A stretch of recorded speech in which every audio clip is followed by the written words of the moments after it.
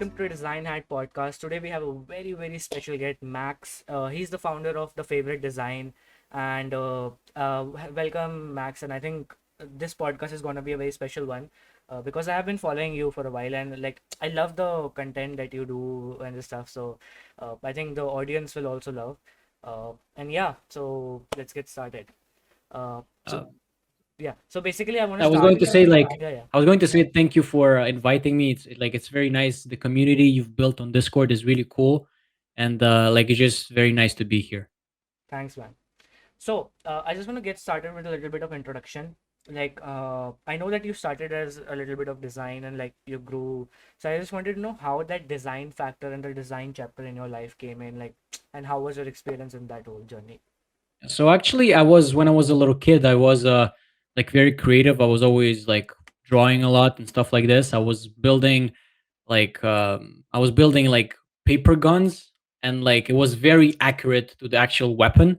So I was very good at that. I was selling that in high school, and I love video games, and I was like, I one day I'm gonna do video games. And at 15, I started learning 3D animation, 3D modeling.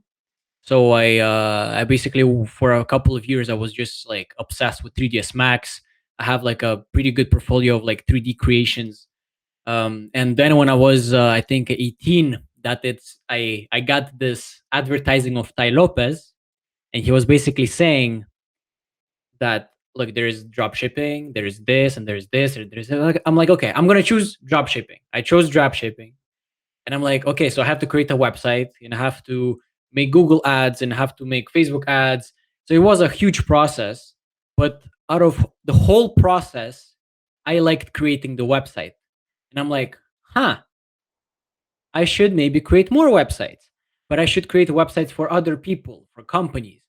And that's where the journey started. But that's when I realized it was harder than just, okay, you create your store and you start selling right away. Like, you have to be a good salesperson if you want to get clients. So that was way harder for me, especially I was an extremely big introvert. So for me, I'm like, how am I gonna get a client? I can't even like talk properly. What the fuck? So so so it was basically that's how the journey started, and I went from Shopify websites to WordPress websites. But then about a year ago, I discovered the Webflow, and that's where it was the platform where I could be creative. I could actually all this the creative knowledge I had of 3D, of basically making like those designs that are not ordinary. And I'm like, with Webflow I can do it, and I don't need to spend months playing with code. And it's basically, instead of a technical job, it becomes more of a creative job, Hmm. and I love it. And so yeah, so I started creating more and more websites in Webflow. And at one point I'm like, you know what, I was a freelancer all this time, and I'm like, I want to make more websites. I don't want to make one website a month. I want to make like three, four. And I'm like, I need people to do this. I cannot do this all by myself. So I'm like, okay, I'm gonna change from freelancer to agency. So now we are three people, but I'm still looking for for amazing people that can occupy the space of a copywriter, because a copywriter is an extremely hard job. So yeah, so that's where I'm at the moment. Perfect, man. I think the journey was really great. Like how you started from scratch, started something, experimented, got to know some more stuff, upgraded. Then I think that's how it all came, and now you have the agency. So that sounds Mhm. great. So I think next question comes up to the point. Like I know that in your college that you did some engineering. So I want to know how that factor of your college kind of contributed to where you are. Actually, when I was in college, I like it was only we had only one class where we actually the teacher, which was teaching us Java.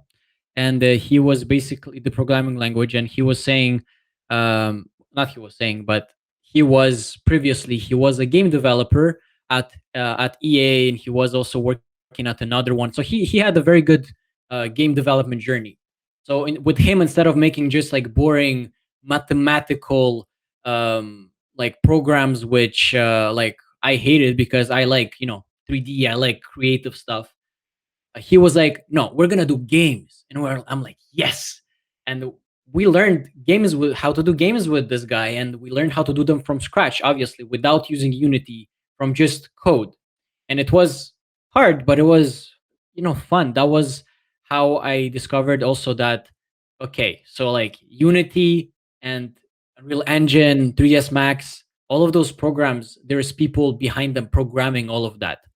And before I wanted to do that, I thought also this is an artistic job, but I discovered that it's mostly technical. Those people doing those programs, they are real mathematicians, they're real scientists, those people. And I'm like, no, I discovered that I don't want to create, for example, softwares like Unity. I don't want to create softwares like 3ds Max. I want to be more creative. And that's what it allowed me to discover. And other than that, honestly, it didn't. It well, another thing it made me realize is that I really hate mathematics. Because it really, when in computer science, it really goes in abstract mathematics, which are basically like prove one equals one, and Yeah. it's like horrible. It's like theoretical, and it's. I really didn't enjoy it. I really liked the creative part of things, which is not mathematics. And yeah, so like I love programming, but people are like, "Oh, but you love programming. How come you don't like mathematics?" I'm like, there is different types of programming. There is a programming, more artistic programming, and there is programming like technical, like for a bank, Yeah. or for us like a software for whatever any case. So like, so yeah, so basically it allowed me to understand that yeah, I like to program and to basically design more than just to program for like a bank or something. Interesting. I think I had the Yeah. same journey. So I'm myself an engineering student. I kind of realized very sooner in the first 2 years itself that coding is something that is not my cup of tea. I really like. I love Mhm. it, but like not that type. Like as you Not said, the best. yeah, exactly. They're not a technical side. So I think that's why I got into design. Why I'm Mhm. here. So yeah, that's But you're something. still, and at the moment you're still like learning UX on the side, Yeah. meanwhile being in university and continuing to code and stuff. Exactly, Okay. exactly. And I think a Yeah. lot of in I think I have met a lot of people in just design industry who have just transitioned from engineering to like in design. And I think Mhm. that's the only reason that they when they are in the university they kind of understand that there is a difference between like a programming which is more technical Mhm. and programming which is more creative, and how you can be more expressive in that creative program. That's the whole thing. Mhm. Absolutely, and even like it's pretty cool because on LinkedIn, I found another web developer, which also uses Webflow, and we decided to make a video on YouTube, which is like it's on the YouTube channel of the favorite design, and you can go check it out. It's basically um, a developer versus a designer, which is me. And we basically kind of proved that if you give an hour to the web developer and you give an hour to a designer, it's gonna be completely different results. It's like he focused on technical stuff, like adapting for for people with disabilities, for for basically making sure like there is an integration somewhere, and me the designer made sure it just looks extremely beautiful. It's a high conversion rate layout that drives for call to action, and it's just so different. And yes, people just think like, oh, you can you can just develop the website, but it's like, I'm not a designer, I'm a developer.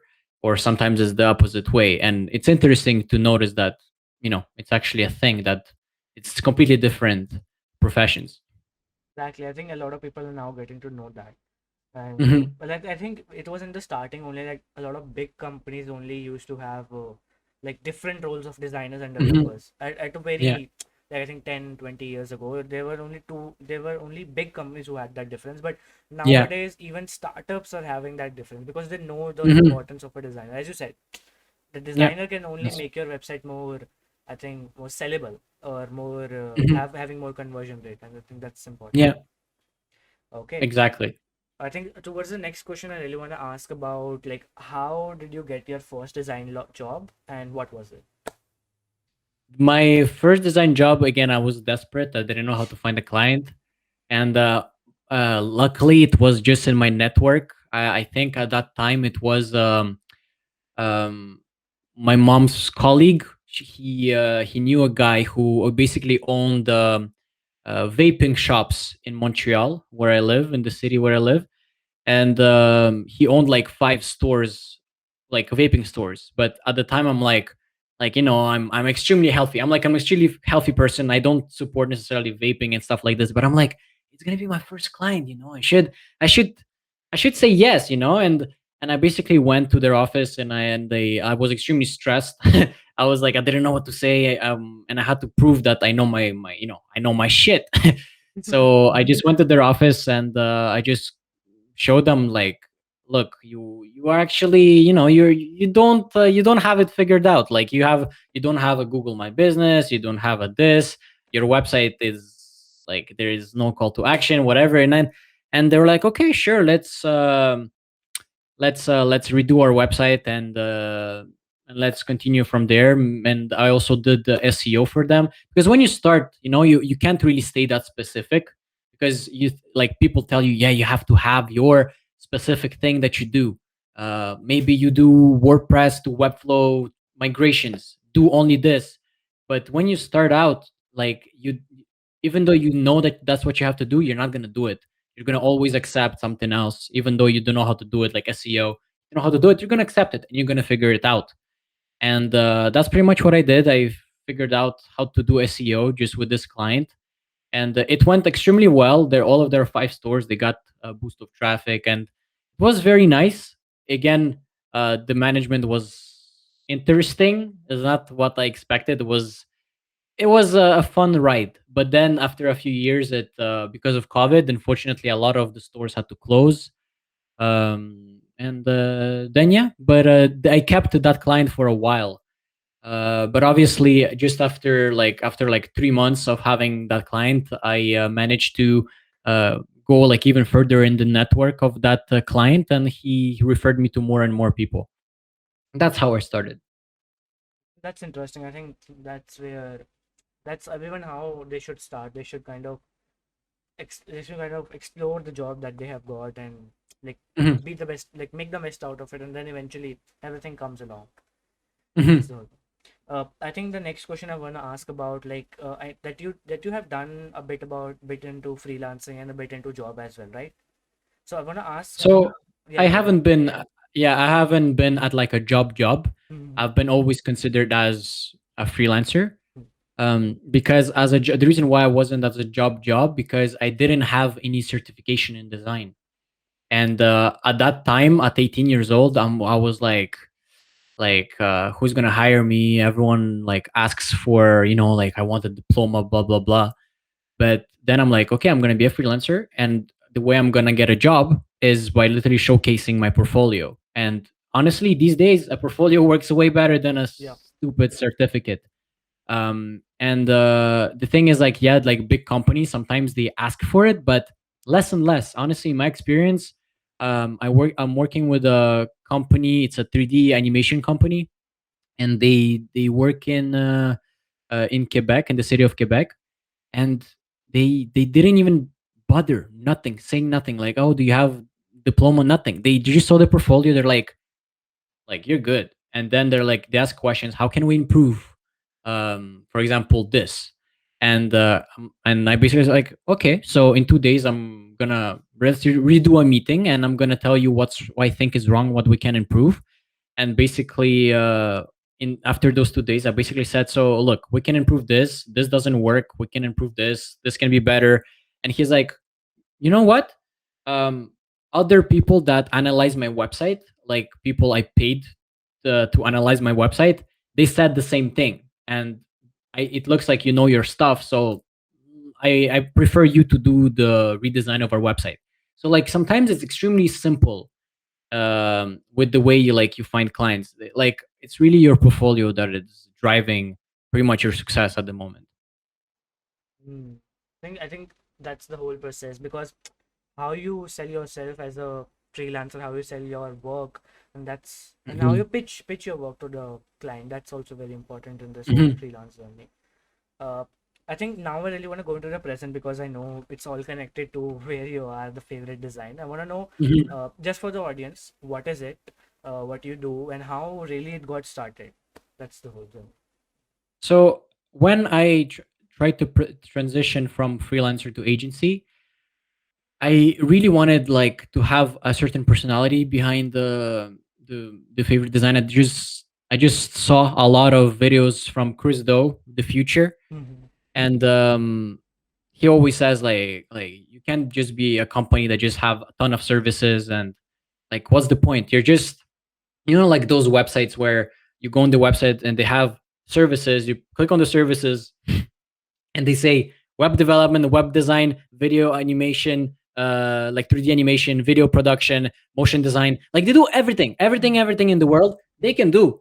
And then at one point you're like, okay, so those guys seem like they know they can do everything. But then you go on another website and they only do one thing. And then you can feel the professionalism because they do one thing. They're specialized. And that's what I wanted to do. I was like, I don't want to be like, okay, I do this, and I can do anything you want. You want the video production? I can do that for you. And if I would do that, everything would be okay quality.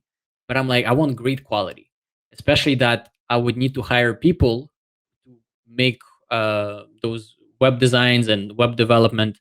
And I needed to have a process in place. How can I have a process in place if I have 35 products? It's not possible when you're a startup. You need to have, one or maybe two maximum.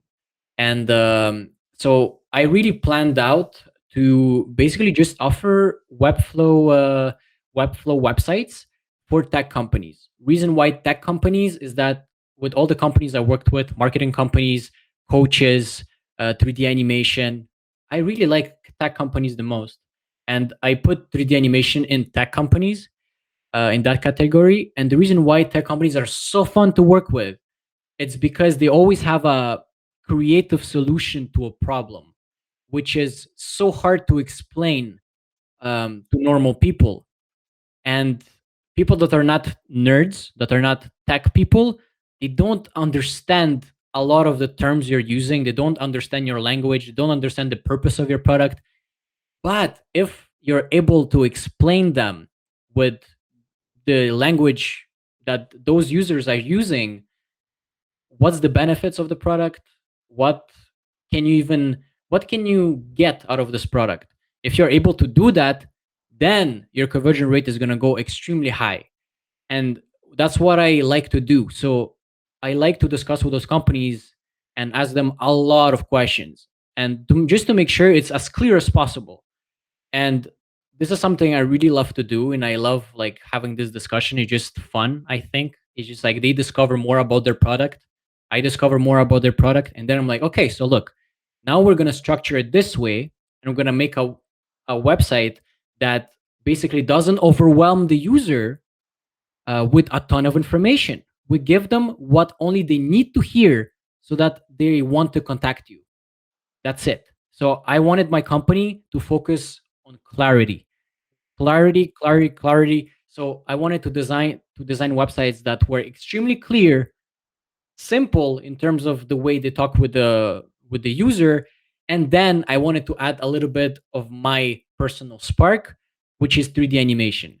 So a lot of so depending of the website of the company, not everyone needs 3D in their websites, because it's like if you're an accountant, you need a 3D websites with some elements 3D. Mm-hmm. Not really. Maybe if your personality as an accountant or as a lawyer, maybe we can add some 3D. But it really depends of the website. So some websites there is no need for 3D, but when there is a need, um, I start incorporating more and more 3D into the websites. Like I've did a website for a marketing company, and it was a very great website. It's a really good website where I'm like, I have to put some 3D elements in there, and the clients loved it. Their clients love it. They're like, You were different from everyone else because of the design of the website." And this is what I love to do, and that's what I said. When I'm going to create the favorite design, I'm going to make sure that we focus on clarity and we incorporate 3D into the websites. And that's what I want to be known for. And at the moment, even I'm trying to find another way of incorporating 3D into websites. So now we're learning how to incorporate 3GS. Have you heard of 3GS? No, not exactly. No. So 3GS, it's a programming language that allows you to render in the browser. Mm, okay. So you can go on 3GS. So three like the number three, but spelled out, and then .gs, and basically you can find their website where you can see a lot of portfolios done by amazing creators, and it's really big experiences, and it's so beautiful, and it's like stories, and it's something companies are willing to pay so much for. And now what I'm learning is to incorporate 3GS with Webflow. So this is another step that is very exciting. This is something very exciting that's coming. Yeah. That's something new that I learned. So I think that's Yeah, you should definitely check it out. It's so cool. mm, Honestly, like as soon as I discovered it, I'm like, so just a little more about the process how I incorporate usually 3D is that usually sometimes it depends of what 3D element we need to create.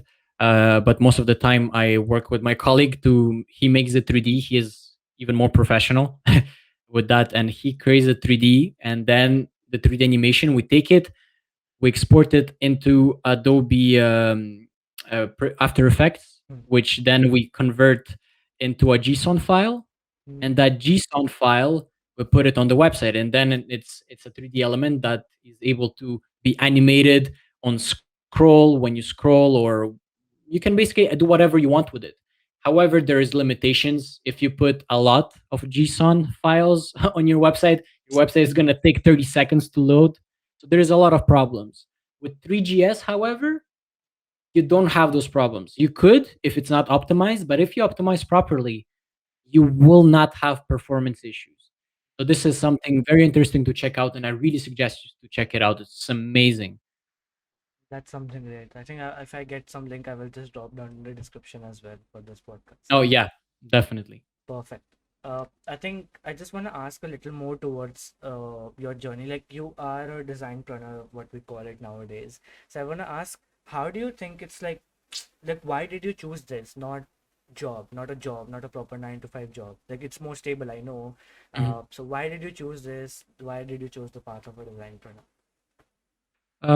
When I started at 18 years old, I really didn't see like a, a job as an actual way of making like real money. It's like I felt like it was I was like, yeah, you it's like you start and you get the money, and after a year you're like, oh, I made 60,000 or whatever the amount you make. When you start out as a freelancer, you make nothing. So which makes feel like other all your friends are basically in advance in life, and then you feel so bad because you're like, oh my god, I should have found a job because now all my friends are in advance. They're making 60,000 a year. Me, I'm here starting out as a freelancer making $0 or like $1,000 a month, and you feel bad about yourself. But what was cool is that I like the fact that it was like different projects that you work at the same time. You're working, um, you finding your own clients, you're at the same time working on your brand, you're making videos, you're trying to make yourself discovered, you're basically trying to unfuck yourself. Hmm. So and this is I thought very I like the rush. I like that it's like more a little bit more hustle. Hmm. And I just like I don't know, there's something I liked about it. And at one point I like there was like there's just a big opportunity in because imagine in 20 years where you're going to be looking back, you're like, oh, I should have tried that design thing. And I just don't want to be regretting in 20 years that I didn't try it. Like I want to try it, and I want to now that I have the capacity of trying it and doing my best at it, I'm just willing to try it and try to do my freaking best. And this is just something I don't want to regret later. I think you are doing great, man. And I think that's No, how thanks. all designpreneurs should go forward with. Like it's more about yourself. It's more about, like, as for me as well. So I'm getting my hands in a lot of things because I want to explore first, because I'm just in Hmm. college, so I can explore. So, and design and this hustle thing is something that I think a lot of people should know, and that sometimes a lot of people love to hustle, and that's what they should take forward, because that's Hmm. how life is. I'm saying that you are doing great, man. So kudos to you.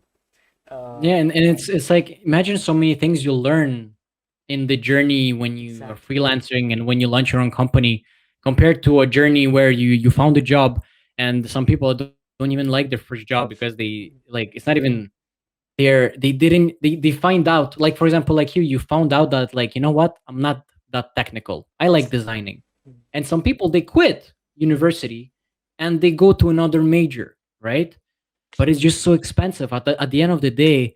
Some people, they I know people, they're still in college, because in the way it works in Quebec is that we have high school, then we have a thing, it's called CJEP, which is 2 to 3 years, then it's university. So CJEP And is I just know, like a so community college, right? kinda, yeah, it's pretty much that, it's pretty much that, and it's mandatory, you have to do it. Oh, yeah.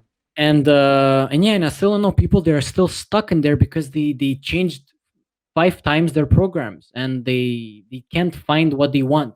And I think the best bet for that is just to try on your own, freelancing, trying different things, and it's just the best bet. And I think again, coming back, to the fact that I liked the fact that you're trying to make, like, you're trying to unfuck yourself, and Hmm. the benefits are way bigger because you're at a bigger risk. So like the bigger the risk, the bigger the reward, you know.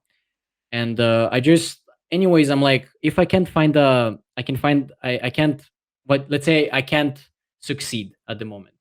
I'm like, okay, I need a job with all this portfolio built for the last 5 years. It's gonna get me an amazing job, Yeah. like, so I can find a job whatever whenever I want. But it's like a safe bet. And should I play safe now? Not really. I'm like 21. Why would I? It's like, no. It's like unless your parents are very intense, which sometimes they are, you know, and that might be a problem for certain people. Yeah, but that's like another story. Yeah. Got the fact. I think I want to ask another question. This is from audience demand. So a lot of Mhm. people wanted to know, because you are in this space of like making websites that have a good conversion rate. So a lot of people wanted to know few tips, like that you can give out on how to increase the conversion of a website. Okay. Usually, like, if you go back in the days of like 2018, where ClickFunnels was extremely popular, Mm, like you can see all of their templates. It was always the same layout. It was the same layout, just with a little different design. mm, The layout was the same, meaning it was always starting with a video, or it was like first things first. It was a headline, the other section a video, then a little explanation about who is selling this thing, like, oh, the founder of this and that sold Sears, whatever. And then a lot of testimonials, and then contact me and buy my course or whatever it was. So it's pretty much the same thing. It's actually very simple in terms of structure. What you need to do is that, first of all, you need to communicate extremely like as simple as possible, the better. So you have to communicate your value proposition in your headline. So mm, I made a few videos about it on LinkedIn, where you basically have to make sure that you talk about what's your benefit of your product, what's the product, and also if you operate in a certain area, you try to all include all of that in one headline. Try to make it short. There's one website that did it well. They do SEO in the US, and I think it's called rankings.io. So if you have your phone next to you, you can go Google it, and it's they do SEO, and they do SEO for lawyers, and they have this beautiful headline that you would just try to imitate. Let me just like actually read it to you, so that maybe if you don't have your phone next to you. So basically, the headline is like this: We help we help elite personal injury law firms mm. dominate first page rankings. So it's extremely simple. So we help elite personal injury law firms, so that's their target audience, dominate first page rankings. Like you Wow. know right away what they do, and then you're right away ready to click let's talk, let's book a call.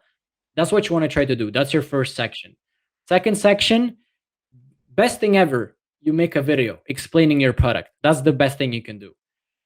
If not, you can start already mentioning your services. So start mentioning your services. What do you do?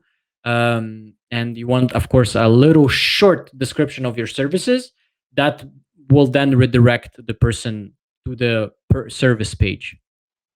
After that, I would right away, if you have more services, or then mention it there. If you have an explanation, if you have a process, put it after your services and explain your process. Why is your process special? And also make sure that the reason why you want to add the process is to reassure the client that like we know how to do it, and the way we do it is like this, and every single time it's like this. If you have a special case, no, no, no. Even your special case, we can do it this way. So again, the headline, then the video or just the description of your services, then you can add the process, and then you should already add all the testimonials you have. You can add one or two, and then redirect them to a page only with your testimonials. For people that have websites that do websites like us, I would suggest, if you have a, for example, if you have a portfolio for yourself, I would suggest making the title and then right away start putting your portfolio, like all of your stuff you did. There is no right blueprint, but it's just that you want to showcase. If you're a freelancer, let try to think, why would people come on my website? To check out my work, right? So put your work as further as like as first on the page as you can.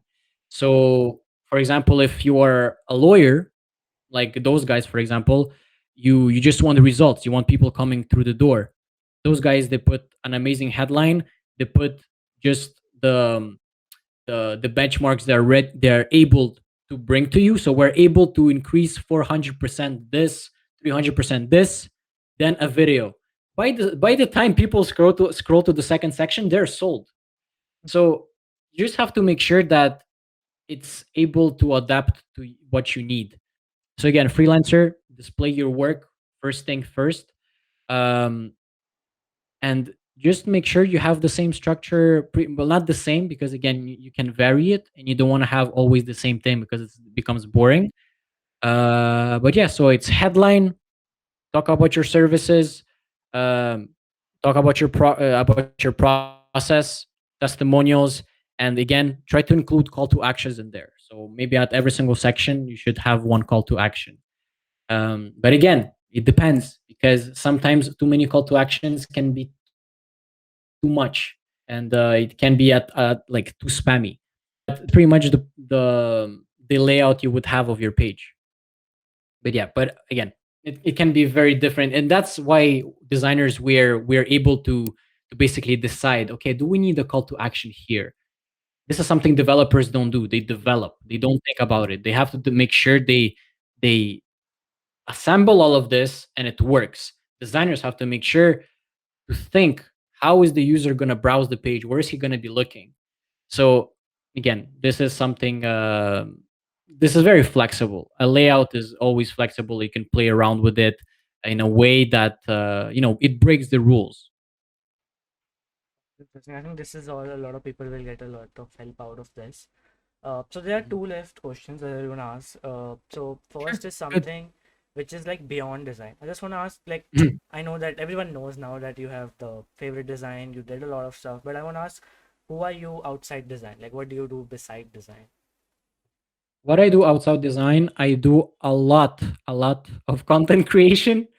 So I Mm, am trying to think a lot about what do I do for LinkedIn? What's the next platform I'm gonna attack? I started the YouTube journey about 4 months ago. I actually created a TikTok last week where I started posting stuff.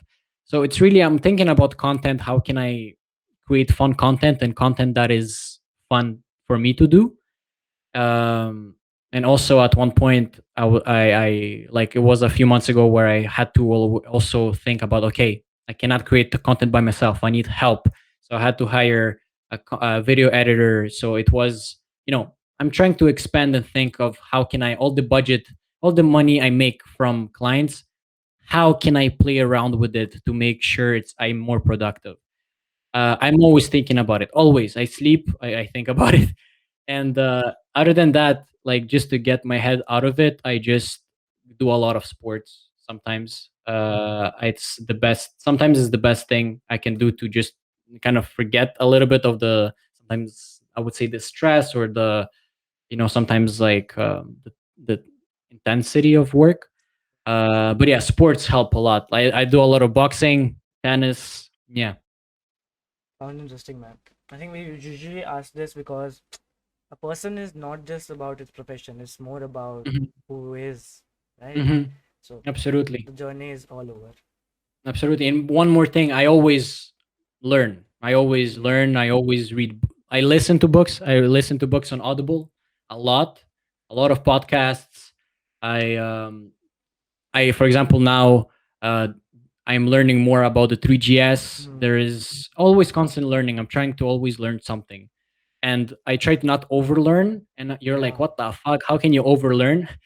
Sometimes, but it's like, because you nodded, so like you probably know what it means. Like when Yeah. you overlearn, it's Yeah. like you try to. It's like, like when Ty Lopez was like, you have to read 350 books a year, and it's like, I'm Exactly. like, and before I thought I should read 350 books a year, and I tried, but at one point I'm like, wait, I'm so confused.